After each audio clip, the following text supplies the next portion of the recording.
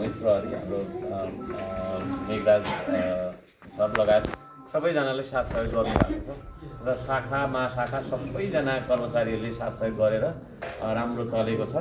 र चाहिँ नि मलाई विश्वास छ हाम्रो उमेरज्यूले हैन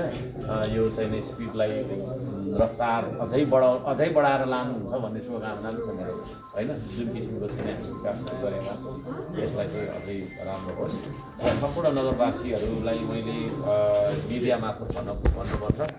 अब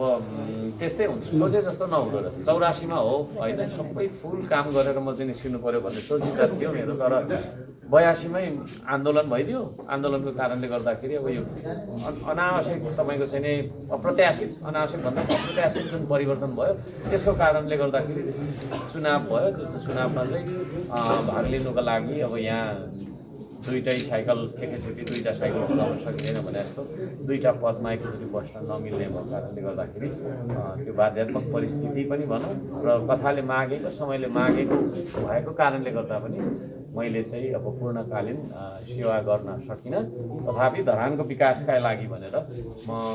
जहाँ जान चाहँदैछु त्यहाँ पनि म जाने हो मैले यति भन्न चाहेँ सबैजनालाई अघि धन्यवाद भन्न बिर्सेको रहेछ झन्डै कि हार्दिक धन्यवाद दिन चाहन्छु है त